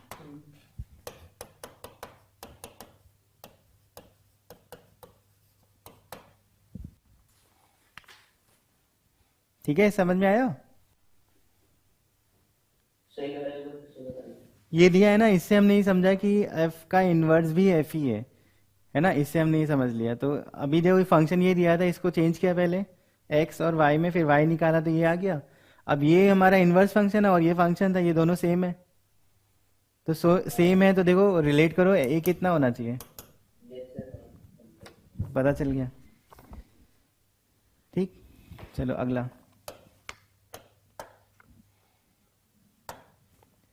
फोर्थ के बाद फिफ्थ में देखो उसने -1 से 1 दे रखा है और आंसर में चारों हैं, तो तुम्हें सिर्फ और सिर्फ वो निकालना है, क्योंकि कुछ चेक नहीं करना है इसमें ज़्यादा। ये लिखा है,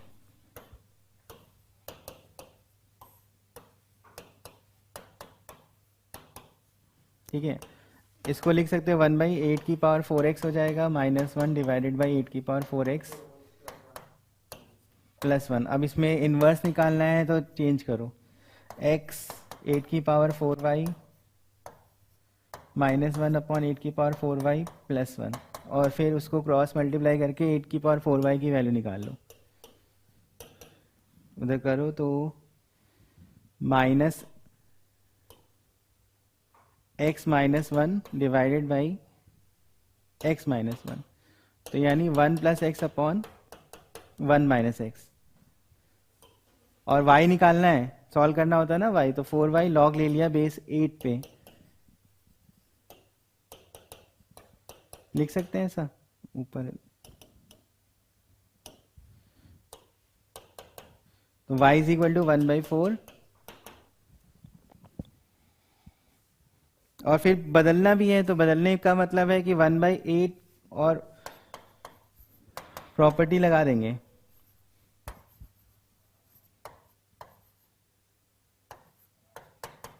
ये लिख सकते हैं ऐसे, लॉग की प्रॉपर्टी के हिसाब से वो ई हट के लॉग बेस में 8 आ सकता है ना। हो गया ये। चलो अब आगे चलते हैं। आगे हम लोग ने पीरियोडिक फंक्शन का, इसमें क्वेश्चन नहीं है लेकिन पीरियोडिक फंक्शन ध्यान रखना, क्योंकि डायरेक्ट क्वेश्चन भी होते हैं, तो हो सकता है अभी ये 2-3 साल में नहीं आए लेकिन उससे पहले आए होंगे। तो पीरियोडिक फंक्शन का ये है कि हमको बेसिक पीरियड सबका पता होना चाहिए। जैसे ट्रिग्नोमेट्री है तो ट्रिग्नोमेट्री के सारे फंक्शन जो होते हैं साइन कॉस टेन, इन सब का पीरियड हमें पता होना चाहिए। उसके बाद फ्रैक्शन पार्ट एक और होता है जो एल्जेब्रिक फंक्शन में आता है, उसका पीरियड होता है। अगर किसी फंक्शन का पीरियड टी है, टी मतलब फंडामेंटल पीरियड, जो सबसे छोटी यूनिट होती है पॉजिटिव वैल्यू, उसके लिए बात हो रही है। टी हमारा स्मॉलेस्ट पॉजिटिव पॉसिबल वैल्यू है।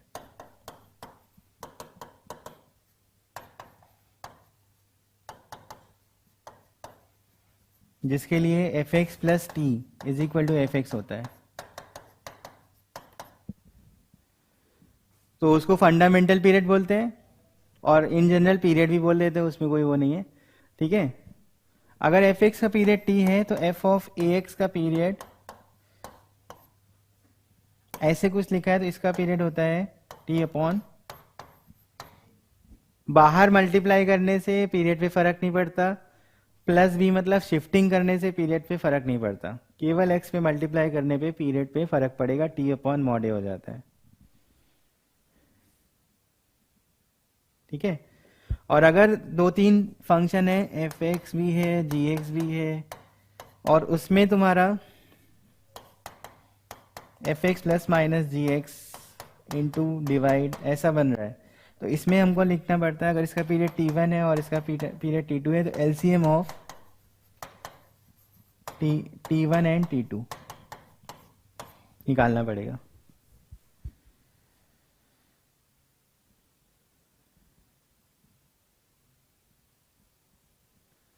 ठीक है, तो एलसीएम अगर न्यूमरेटर डिनोमिनेटर पता है ना, तो वो वाला हमको यूज करना है। अगर ऐसा कुछ आएगा, एलसीएम तभी पॉसिबल, मतलब ऐसा भी हो सकता है कि एक में इरेशनल नंबर हो, दूसरे में रैशनल नंबर हो, तो फिर एलसीएम में नहीं आएगा कुछ। दोनों में अगर इरेशनल नंबर है तो वो कॉमन होके बन सकता है उसका एलसीएम। तो और दोनों में अगर रैशनल हो, तो अगर एक में रैशनल है तो दूसरे में भी रैशनल होना चाहिए t1 t2 के एलसीएम में, तभी वो एलसीएम वहाँ पे हो सकता है। बाकी ये कि कंपोजिट फंक्शन अगर है तो तुमको देखना पड़ेगा, इन जनरल नहीं होता है। इसके बारे में या इसके बारे में, पूरे के बारे में हो सकता है कि एफ और जी नॉन पीरियोडिक हो, लेकिन हमारा वो फंक्शन पीरियोडिक हो सकता है,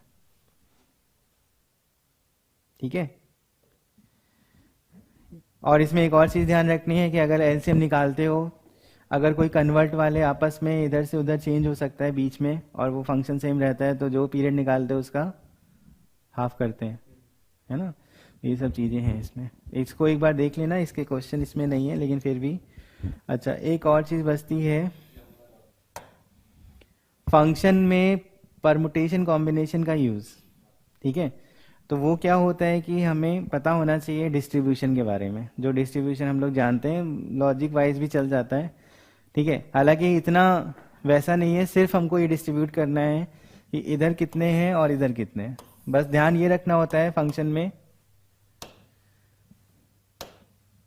ठीक है। ध्यान ये रखना है कि इसकी सबकी इमेज होनी चाहिए, सबकी इमेज होनी चाहिए, और हो सकता है कि 2 की मिल जाए, पर इधर सारे भर जाने चाहिए, इधर जरूरी नहीं है सारे भरे ना भरे, ठीक है, ठीक है ना। तो जैसे मान लो अगर 1-1 फंक्शन निकालना हुआ, वैसे तो ये सब चीजें हमको थोड़ा बहुत ही जानना है, बहुत इसमें नहीं आता। जैसे इधर तुम्हारे पास n एलिमेंट्स हैं, और इधर m एलिमेंट्स है।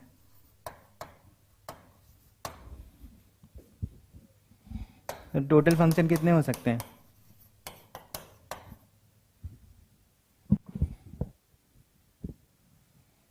कितने हो सकते हैं बताओ?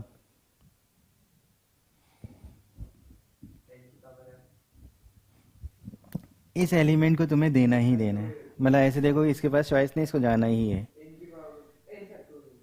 नहीं वो फैक्टोरियल नहीं, ये अभी कितने में बना सकता है? अगला वाला वो ज़्यादा सेम हो तो सकता है। इसका सबका बनना चाहिए और इधर खाली छूट जाए तो ठीक है, तो उधर खाली छूट सकता है ना। कहाँ पे? वन वन नहीं, वन वन नहीं, वन वन नहीं, टोटल फंक्शन वन वन बाद में, अभी वन वन बाद में पूछ रहा हूँ इसके लिए। हाँ अभी टोटल फंक्शन की बात है, वन वन अभी पूछूंगा फिर से।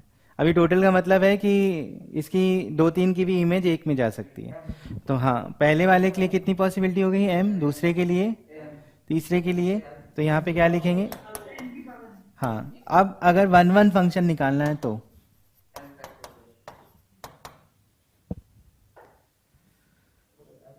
नहीं, अब सीधे m फैक्टोरियल नहीं, सबसे पहले वन वन के लिए यहाँ पे जो m है वो n से ज़्यादा होना चाहिए, क्योंकि एक का एक बनाने वाले हो।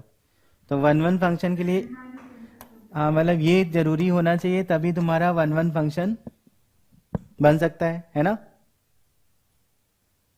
अगर इधर एलिमेंट कम हो गए तो वन वन नहीं बनेगा।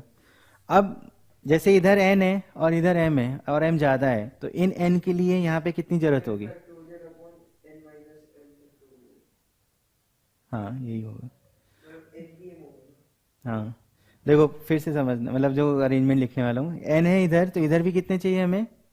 n, और सबका एक पे है, तो m में से हमको कॉमन लेना पड़े, मतलब सिलेक्ट करना पड़ेगा n। और अगर n दोनों में है तो एक पे अगर जा रहा है तो दूसरे वाले के लिए एक चॉइस कम बच रही है, तो इनटू में लिखेंगे। और फिर मैनी वन फंक्शन कितने हो जाएंगे? टोटल माइनस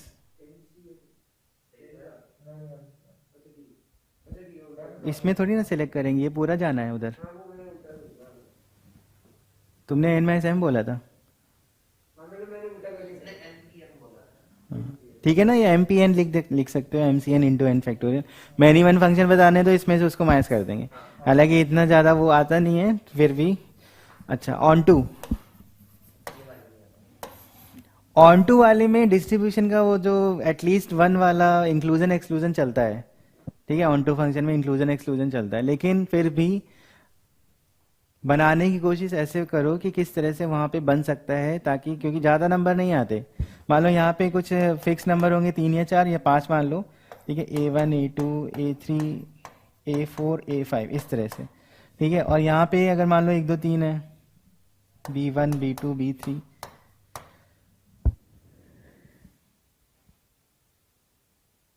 ठीक है, तो 5 चीज़ों को 3 में डिस्ट्रीब्यूट करना है और ऑन टू फंक्शन चाहिए, मतलब नहीं गड़बड़ हो जाएगा वो, 3 की पावर 5 माइनस 3 फैक्टोरियल नहीं, ऑन टू वन वन नहीं, वो वन वन तो बन ही नहीं सकता इसमें, वन वन का अगर बोलोगे 0 हो जाएगा ना। ऐसे सोचो 5 चीज़ों को तुम्हें देना है 3 में और सबको मिलना चाहिए। ऑन टू का मतलब क्या है? 5C3 उधर थोड़ी ना सिलेक्ट करेंगे, उधर सबको देना है ना, इधर ऐसे दे सकते हो 3 1 1 ग्रुप बना लो, 3 1 1 दे सकते हो, मतलब 3 का मतलब इधर ये 3 और 1 बच गया, उनको ऐसे बांट दिया, फिर 2 1 1 2 1 2, यही 2 ग्रुप बन सकते हैं। और ग्रुप में डिवीजन पता है, और ग्रुप में डिवीजन करने के बाद इनटू क्या कर देंगे, 3 लोग में तो 3 फैक्टोरियल। तो कहने का मतलब है कि बहुत उसमें फॉर्मूले मत जाओ, क्योंकि या तो इंक्लूजन एक्सक्लूजन ठीक से आता हो, वरना फिर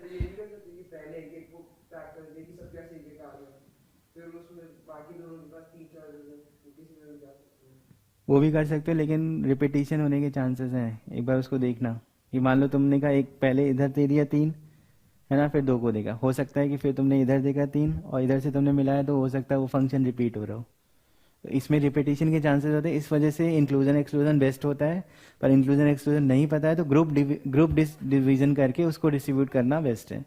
तो ग्रुप का मतलब ये है कि तुम्हें जितने यहाँ पे लोग हैं उतना ग्रुप बना लो और उतने ग्रुप को उतने मतलब भेज दो। तो यहाँ पे क्या लिखना होगा, 5 फैक्टोरियल बाई 3 फैक्टोरियल 1 फैक्टोरियल की पावर 2, और 2 ग्रुप सेम साइज के हैं तो ये लिखेंगे। और इनटू में क्या करना है, 3 लोग को बांटना है। और ऐसे इधर भी 5 फैक्टोरियल 2 फैक्टोरियल 2 फैक्टोरियल 1 फैक्टोरियल और 2 सेम साइज के हैं, इनटू में इन दोनों को ऐड कर देंगे तो आ जाएगा ऑन टू फंक्शंस। समझ में आया? तो वो डिस्ट्रीब्यूशन थोड़ा सा ध्यान रखना है। बाकी अब इसमें क्वेश्चन कर सकते हो। 3rd है, 10th है और 11th है।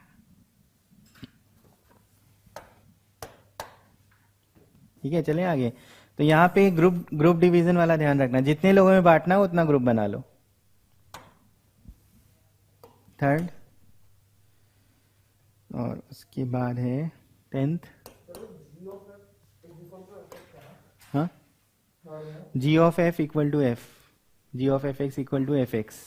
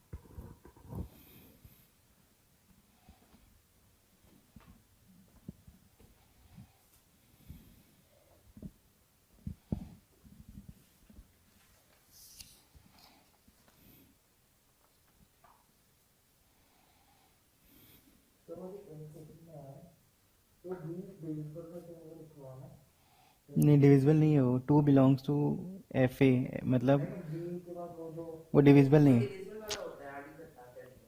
अरे डिविजिबल नहीं है ये, बस सच है। सच मतलब 2 जो है वो एफ ए में होना चाहिए, मतलब 2 किसी ना किसी की इमेज जरूर हो। हाँ, नहीं तो उसमें बता देते हैं कि ये मॉडलो है, ये है, तो डिविजिबल में बोला जाता है। वरना जेई के सिलेबस में कहाँ ऐसा देखते हो कहीं? नहीं होता वो। नहीं, वो नहीं है।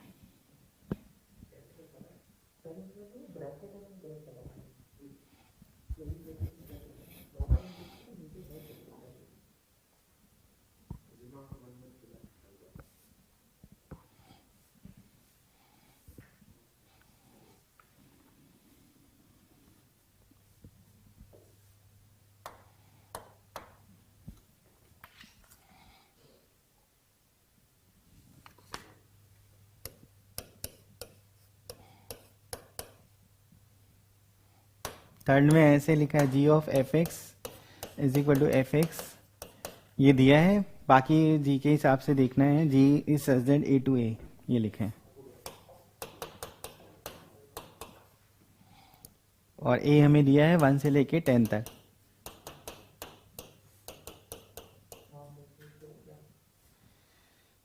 और एफ के लिए है के प्लस 1 के ऑड इवन।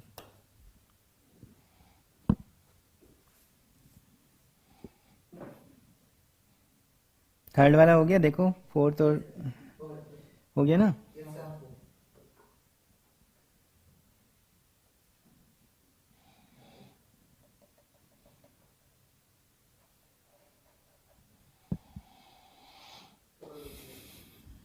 फोर्थ और कौन सा, 10th और 11th में थोड़ा सोचना है।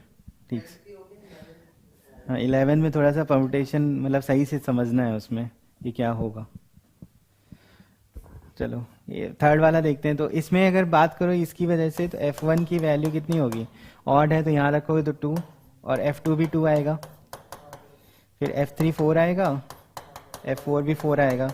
तो कहने का मतलब है कि जब तुम यहाँ पे G1 और 2 डालो, यहाँ पे F1 तो F1 मतलब 2 हो गया, तो G2 इज इक्वल टू कितना आ रहा है,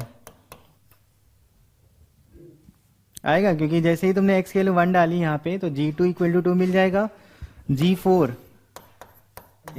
इक्वल टू 4 मिलेगा, G कितना अब आगे 6,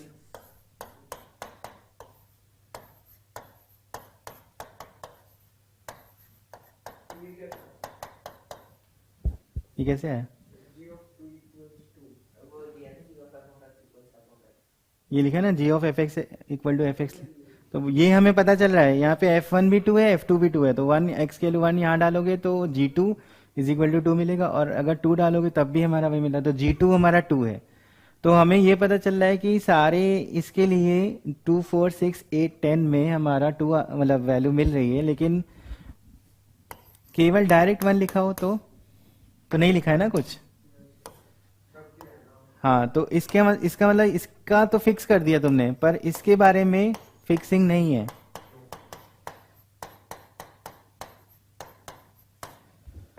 तो इसके लिए अगर बात करो 1 के लिए क्या बचेगा, फिर कुछ भी हो सकता है, तो 1 के लिए 10 पॉसिबिलिटी 1 से लेके 10 तक है ना, ऐसे 3 के लिए भी 10 पॉसिबिलिटी, तो हर एक के लिए 10 पॉसिबिलिटी होगा, तो इसका मतलब यहाँ पे क्या लिखोगे 10 10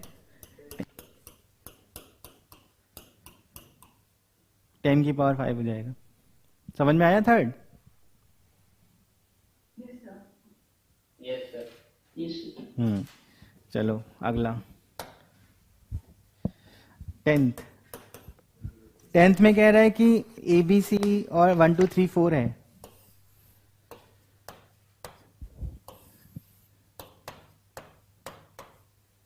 और number of element F is not 1 1, F is many 1 है, ठीक है, और 2 बिलोंग्स टू है, मतलब 2 किसी ना किसी की इमेज है, तो हो सकता है कि किसी एक की इमेज हो ऐसे, ठीक है। तो B और C फिर कैसे जाएगा, दोनों किसी एक में जाएगा, मतलब 1 मैनी 1 है, तो इसका मतलब हो सकता है कि ये हो, ये देखो मैनी 1 और 2 पे मिल रहा है ना चीजें। तो अभी इसको तुम कॉम्बिनेशन के हिसाब से लिखो, इधर से किसी एक का 2 में जा रहा है, मतलब 3C1 को तुमने 2 से मिला दिया, और फिर 2 जो बचे हैं वो इन तीनों में से किसी एक में जा रहा है, लिख सकते हैं, है ना, समझ में आया? ठीक है, अब ये वाला केस हो गया। अभी ये हो सकता है कि किसी 2 का 2 पे जा रहा हो और C किसी एक पे जा रहा हो, यानी इनमें से किसी 2 का 2 पे गया और बाकी जो बचा उनमें से किसी एक का, सही, ठीक है, सही लिखा है ना। फिर तीसरा तीनों 2 पे आ जाए, क्योंकि 2 तो रखना ही रखना है, इसका तो एक ही पॉसिबिलिटी होगा, तो सबको ऐड कर दो, 9 + 9 + 1, समझ आ गया? ठीक, चलो 11th। तो पर मतलब ये सब क्वेश्चन ना कॉम्बिनेशन ठीक ठीक हो तो जरूरी नहीं होता कि बहुत सारे फॉर्मूले रटना है, बस कॉम्बिनेशन में से डिस्ट्रीब्यूशन ठीक ठीक कर दो, हो जाता है। 11th में 7 तक है ये, और FM into N is equal to FM into FN है। तो सबसे पहले तो ये जब भी क्वेश्चन आता है तो F1 हम लोग जरूर निकालते हैं, है ना। M को M रहने दो, N को 1 रख दो, तो क्या हो जाएगा FM is equal to FM into F1 होगा। अब FM हमारा 0 नहीं हो सकता, क्योंकि उसमें जो भी लिखा है F is such that S to S है,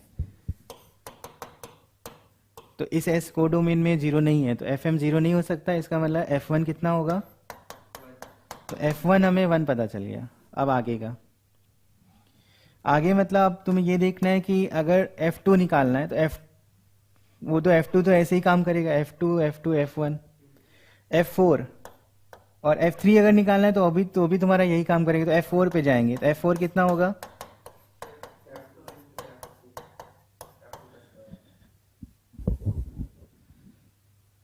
ठीक है, तो इसमें अगर F2 की बात करो तो 1 हो सकता है या फिर 2 हो सकता है, 3 नहीं हो सकता, क्योंकि अगर 3 3 लिखोगे तो 9 हो गया, 9 तुम्हारा उसमें S में नहीं है।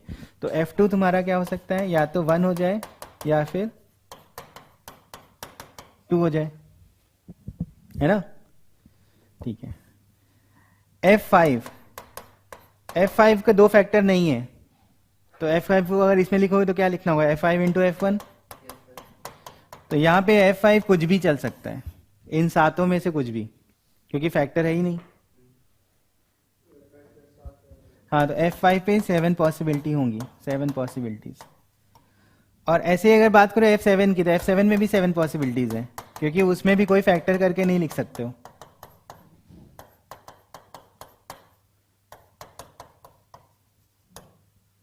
है ना? 6 पे देखो, 6 को क्या लिख सकते हो, F6 इंटू F1, वो तो ठीक है, पर F2 इंटू F3 भी लिख सकते हो। तो अगर दोनों 1 हुआ तो ठीक है।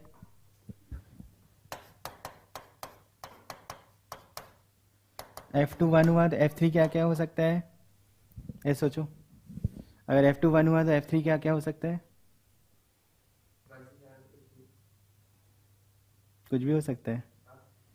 तो यहाँ लेकिन F6 है तो हाँ 7 पूरा, ये इसमें 7 पॉसिबिलिटीज आ सकती हैं। ठीक है, अगर F2 2 हुआ तो F3 1 रख सकते हो, 2 रख सकते हो, 3 रख सकते हो, 4 नहीं रख सकते। तो 1 2 3 मतलब 3 पॉसिबिलिटीज आएंगी। अब देखो सब हमें ये काम करना है या कि आंसर हमें निकालना है। अब वो किसका मल्टीप्लाई किसका प्रोडक्ट वो सब चलेगा, देखना। इसके लिए तो कुछ नहीं था प्रॉब्लम, तो 7 इंटू 7, क्योंकि उसमें कोई प्रॉब्लम नहीं है, तो 7 7 चल गया। अब F1 भी 1 था, तो F1 भी हमारा 1 है, 1 पॉसिबिलिटी।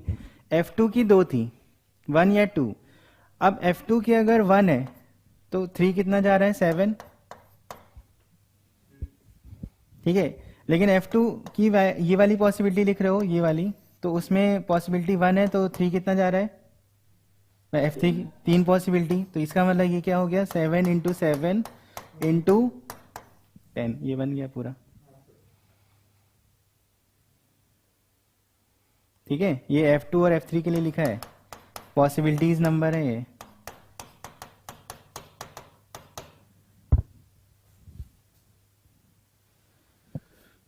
समझ में आ गया?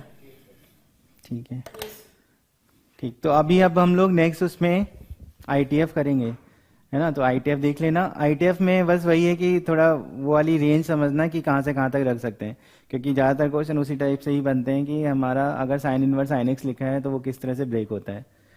ठीक है, चलो फिर।